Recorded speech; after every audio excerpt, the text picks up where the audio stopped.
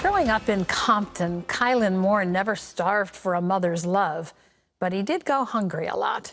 Even though all the odds were stacked against him, Caylin did more than just rise above his background. He soared above it and beyond. Caylin Moore defied the odds as a kid growing up in Compton, who would become a prestigious Rhodes Scholar at Oxford. But his journey to get there was nothing short of miraculous. You have to dream dreams that are too big. You have to dream dreams that are so big, so unimaginable, so unfathomable, so unrealistic that they are destined to fail without divine intervention. In his book, A Dream Too Big, Caylin shares how his pursuit of hope and unflinching faith in God helped him overcome tremendous adversity, and how you can too. Please welcome to the 700 Club, Caylin Moore. It's so awesome to have you here. Thank you. Your book is remarkable. I mean, I read it and underlined it, wrote it in the sides. You have a story that is just astonishing. I want you to talk a little bit about your beginnings, though, because you weren't born in Compton. You were born into a middle-class American family, and what happened that got you there? Yeah, so we started off pretty well, middle-class American family, upper middle class at the time.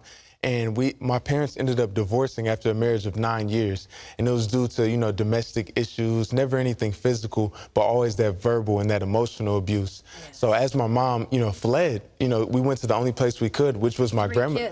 Right, with 3 kids. Yeah. We went to my grandmother's house on the borderline of Compton and Carson. And that's when things, really changed for me, where, I went from, a refrigerator full of food to, you're struggling to be able to find a meal, you're in competition for, to get a meal.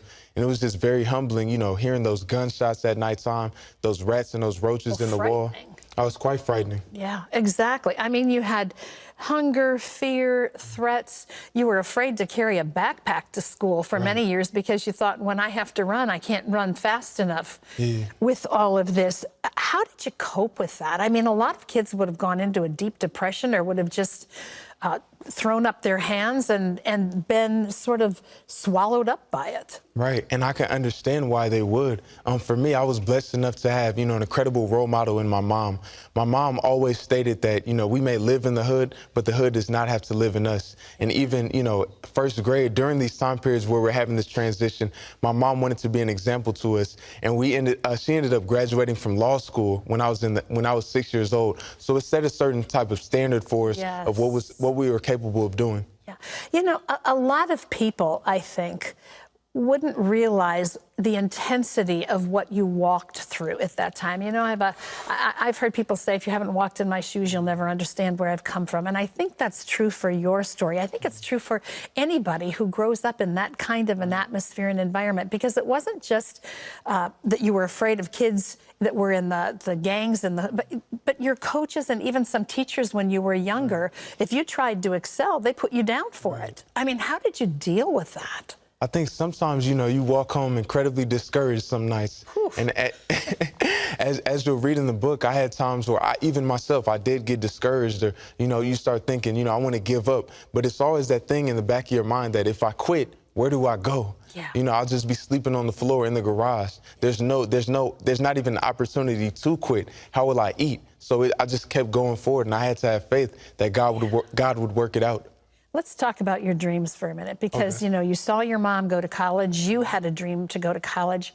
How did you make that happen?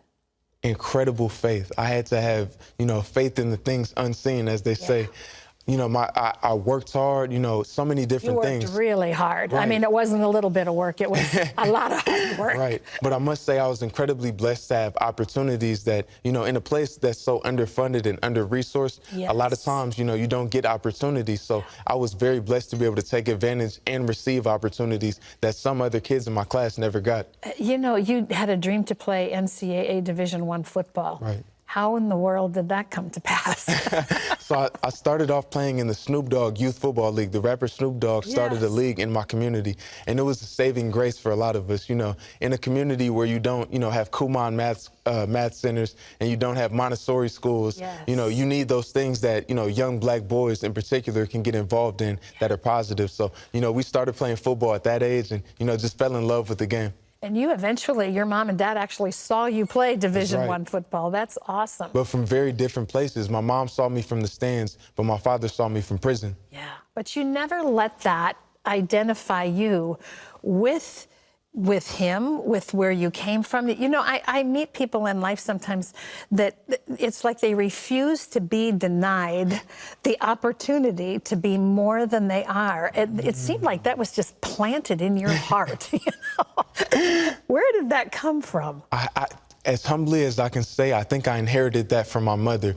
She's a trailblazer or a maverick in her own right. So just kind of seeing how she, approached being in law firms as the only black woman usually, or how she approached, even being a youth football coach. Seeing that example every day, it made me think of what I could do for myself in a similar vein. Well, now let's get to the dream that kind of tops them. A Rhodes Scholar. I mean, only, 32 people right. every year become yes. Rhodes Scholars?